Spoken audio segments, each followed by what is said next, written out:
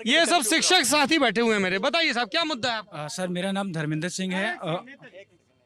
मेरा नाम धर्मेंद्र सिंह है और मेरा जो है बेसिक एजुकेशन सिस्टम जो है उससे जुड़ा क्वेश्चन है, ना कि मैं भर्ती की मांग कर रहा हूँ ना कोई और भर्तियां तो आती जाती रहती हैं, चाहे राजतंत्र हो चाहे प्रजातंत्र हो। लेकिन सर जब ऐसा कहते हैं भविष्य का जो निर्माण है, देश का जो फ्यूचर है, चंद्रगुप्त बनता है वो क्लास में बनता है, स्कूल की कक्षाओं में बनता है। लेकिन चाणक्य जो उन्हें पढ़ाने वाले हैं उसको बनाने की ही नीतियाँ सरकार के पास ठीक नहीं है। एक बाबा आदम के ज़माने का एक सिस्टम है। वो सिस्टम ये है कि एकेडमिक वेटेज, और यहाँ तक कि जो प्राइवेट कोचिंग सेंटर्स भी हैं उनको इस बात से कोई लेना देना नहीं। उनके यहाँ स्टूडेंट आए पढ़े, और प्राइवेट लाइफ में स्टूडेंट भी बहुत मिसगाइड हो रहे हैं सर। बताऊंगा उसके आगे आऊँगा टॉपिक पे मैं। लेकिन क्या सिस्टम है सर, 60% रिटन एग्जाम और 40% एकेडमिक वेटेज। अब 40% बच्चे ने 10th किया, 12th किया, BA किया, BTC किया या B.Ed किया। आपने सोचा होगा कि मैं पत्रकार बनूंगा 10th क्लास में, या ये सर खड़े हैं इन्हें सोचा था 10th क्लास में मैं जाके कोचिंग पढ़ाऊंगा? नहीं सोचा होगा। तो 10th में जब बच्चा नाबालिग, संविधान भी कहता है 18 साल तक क्या बच्चा नाबालिग है, और सार्वजनिक नियोजन में अफसर की समानता भी देता है संविधान।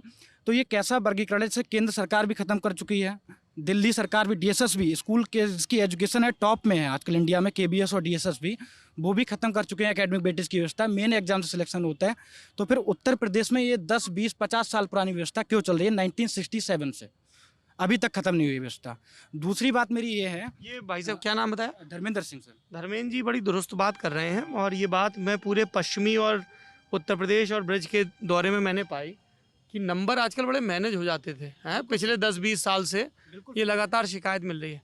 तो बेस्ट तरीका तो यही है कि एक एंट्रेंस एग्जाम हो सख्त सा, जो पास करे उसकी एक ट्रेनिंग हो, है ना? तो ह्यूमन इंटरवेंशन भी आपने हटा दिया। OMR शीट भरवाओ, बढ़िया कट ऑफ जाए, सख्त पेपर बनाओ और उसको फिर ट्रेन करो। बिल्कुल सर, मैं और बोलना चाहता हूँ, जैसे ये कुछ ग्रुप हैं, प्रेशर ग्रुप जो सरकारी दबाव का काम करते हैं, उनमें कोचिंग सेंटर्स, इसके अलावा BTC, कुछ पॉलिटिकल फायदा लेने वाले लोग, उसमें आम जनता शामिल नहीं। जिसने B.Ed किया है, लगभग 15 लाख स्टूडेंट, 2 लाख स्टूडेंट हर साल B.Ed के पास होते हैं, और 1.5 लाख BTC उत्तर प्रदेश में सर। और उनमें से मुश्किल से 10,000 जो B.Ed BTC वाले हैं, जो कोचिंगों से जुड़े हैं, जो कोई पॉलिटिकल पार्टी से जुड़े हैं, वो डिमांड करते हैं एग्जाम की भर्ती लाओ। कि वो क्यों करते हैं डिमांड? सर उन्हें पहले से ही पता है कि मेरा एकेडमिक वेटेज अच्छा है, मैं नंबर मैनेज कर लिए, गाजीपुर से कराया, आप ही थे अतरौली में एक आपने किया था, तो वहाँ बोल रहे थे नंबर मैनेज हो जाते हैं। तो ऐसी जगह से उन्होंने कर लिया 10th, तो बोल रहे हैं कि हमारा एकेडमिक वेटेज से हो ही जाएगा, बाकी बच्चे ऐसे ही बेवकूफ़ हैं, तैयारी ना करें। दूसरा बात ये है मेरी सर कि प्राइवेटलाइजेशन से एजुकेशन को कैसे नुकसान हुआ। आपके मैंने बहुत सारे सर, सारे देखता हूँ लगभग ब्लॉग्स सारे दिखे, बुक्स पे आपने बहुत सारे ब्लॉग बनाए। सर मैं भी नेट हूँ सर और B.Ed हूँ, पहले टेंथ में नेट कर लिया था मैंने। सर प्राइवेटलाइजेशन से नुकसान ऐसे हुआ सर कि जो बुक्स हैं, बुक्स में ये प्राइवेट ऑथर और ख़ास करके कोचिंग सेंटर्स, ये कोचिंग सेंटर सरकार, जैसे अभ्युदय योजना है सर, एक सरकार की बहुत अच्छी योजना है। और क्या योजना है बताइए? अभ्युदय योजना के द्वारा, सारे दर्शक ध्यान देना मेरी बात पे, कि अभ्युदय योजना के द्वारा सरकार हर छात्र के लिए जो प्रतियोगी परीक्षाओं की तैयारी कर रहे हैं, IAS, PCS, SSC, UPSSC, किसी भी एग्जाम की या टीचर की, उनकी तैयारी कराती है। लेकिन प्राइवेट कोचिंगों में क्या होता है कि किसी प्रकाशन की बुक, घटना चक्र की उठाई या किसी और प्रकाशन की उठाई, अपनी कोचिंग का नाम चिपकाया और किताब मार्केट में आ गई, और उसमें बहुत सारे कन्फ्यूजन होते हैं। जब बच्चे एग्जाम देने जाता है तो उसको पता ही नहीं होता कि भैया हमें आंसर क्या करके आए। एक सिंपल सा क्वेश्चन बताता हूँ सर, यहाँ पे बहुत सारे लोग हिस्ट्री की जानकार बैठे होंगे। जैसे आपने क्वेश्चन बोला अभी, जटिंग माहेश्वर मध्य प्रदेश में है माहेश्वर। क्वेश्चन आया अभी PGT एग्जाम में हिस्ट्री के कि माहेश्वर किस राज्य में है, और यहाँ पे छोटे छोटे जैसे जो प्राइवेट पब्लिकेशन है उनकी आप बुक देखोगे तो बोलेंगे माहेश्वर कर्नाटक में है, लेकिन माहेश्वर ओरिजिनल जो अहिल्याबाई की भूमि है मध्य प्रदेश में है, और आयोग ने भी मध्य प्रदेश में है। बच्चे कोर्ट गए, कोचिंग वाले वर्ग लाए उन्हें कि जाओ कोर्ट जाओ। तो ये सारा नुकसान जो है, और बच्चा में, और किताबों में, उस किताब में कुंजी में छपा है कि महेश्वर महाराष्ट्र में है, नहीं कुंजी कर्नाटक में है। हाँ सरकार मान रही है मध्य प्रदेश में है, लेकिन कोचिंग वाले रिट डाल रहे हैं, बच्चे रिट डाल रहे हैं। फिर अटकता होगा हाँ, रिजल्ट। हाँ, क्योंकि वो क्या है, उन्हें पढ़ा वो है सर, उनका माइंड मेकिंग ऐसे हुआ है। अब मैं दूसरी बात एक और बताऊं सर यहाँ पे कि एजुकेशन सिस्टम जो है, जैसे प्राइमरी में जो टीचर्स की भर्ती है, बहुत सारे लोग मांग कर रहे हैं, मैं अपोजिट में हो सकता हूँ, लेकिन ये डिबेट तक ही है, बाद में मुझसे कोई मत बोलना। हाँ डिबेट तक है, बाद में नुकसान नहीं पहुंचाएगा, मैंने भी बोल दिया। बाद में कोई ना बोले मुझसे। हाँ एकेडमिक सर जो वेटेज है, मैं बताता हूँ आपको कैसे नुकसानदायक है सर एजुकेशन सिस्टम को।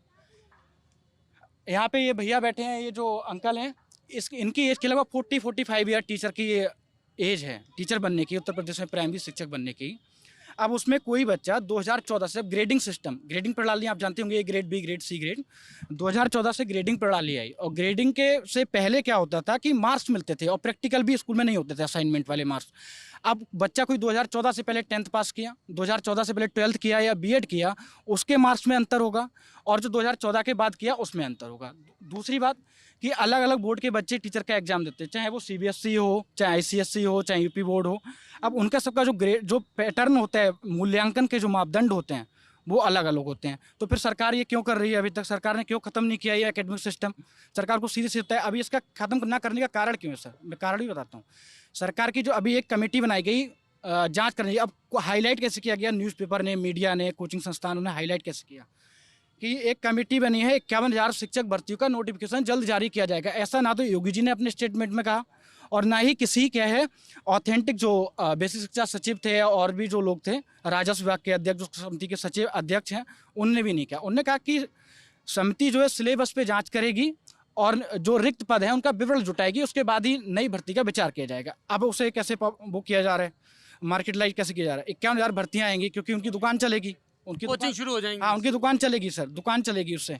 अब क्या है सर, सिंपल मैं बताता हूँ सर, मैंने सीटेट किया और मेरे 128 नंबर थे सर, बीएड फर्स्ट ईयर में किया, बीएड सेकंड ईयर है मेरा अभी, फर्स्ट ईयर 128 नंबर थे सीटेट में।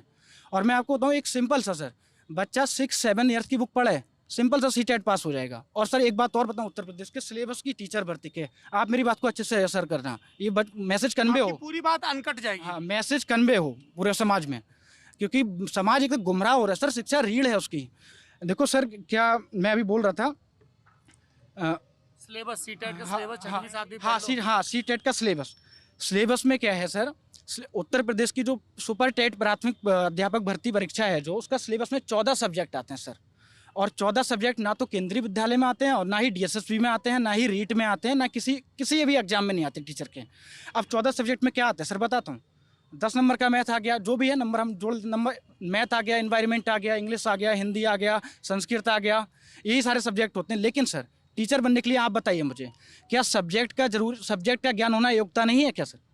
साथ में सब्जेक्ट के लिए एक पेपर होना चाहिए या नहीं होना चाहिए सर, 70-80 नंबर का, जैसे केबीएस में होता है। दूसरा सर, आपको अगर करंट अफेयर्स की नॉलेज लेनी है टीचर के मैथ के लिए, तो उसे 10-10 नंबर दो। अगर सब्जेक्ट वाला है तो उसे पूरा रख दो।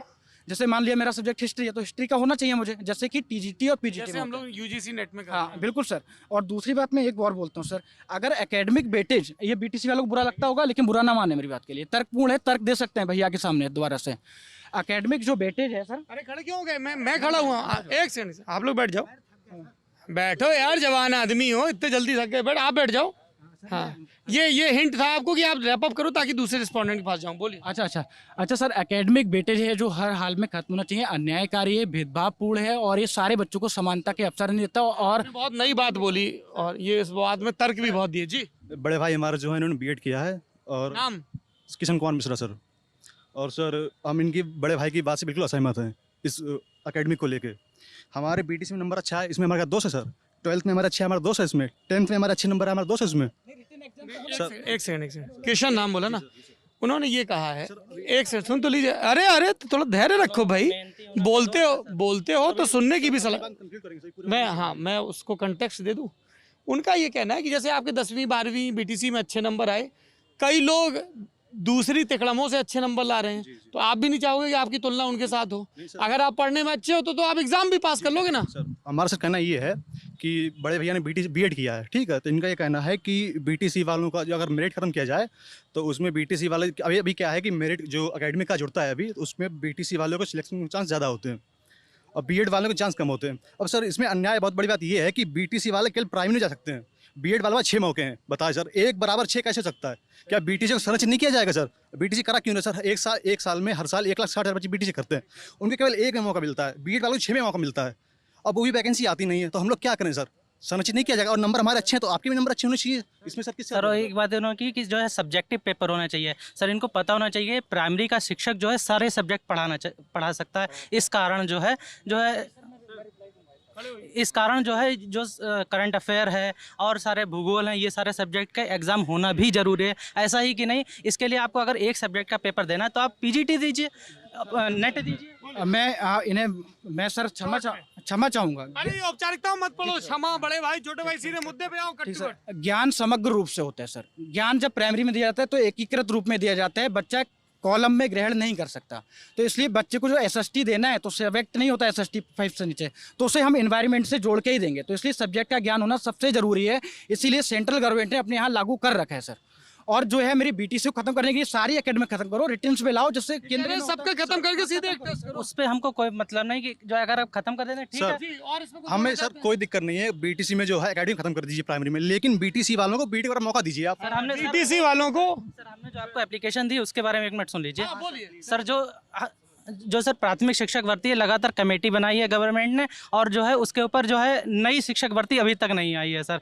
सर एक बात बताइए, जब हम लोगों को जो है अगर पद नहीं है, एक दिन निकलता है कि पद है 71,000, अगले दिन लिखता है कि सरप्लस हो गए हैं पद, तो हम लोग खुद कन्फ्यूजन में हैं कि जो है भर्ती आएगी या नहीं आएगी। अगर नहीं आएगी तो नए तरीके से बीटीसी क्यों करवा रहे हैं, उसको बंद कर दीजिए भाई। जब अगर बीटीसी की सीटें घटा दी जाए, अगर आपके पास पद नहीं है तो बीटीसी करवाइए। बीटीसी पास करके तो आप प्राइवेट स्कूलों में भी पढ़ा सकते हैं। नहीं सर बीएड उसके लिए बीएड केवल प्राइवेट प्राइमरी के लिए तो बीटीसी चलता होगा ना। 5 तक, केवल 1 से 5 तक का। डिसाइड कर रही है।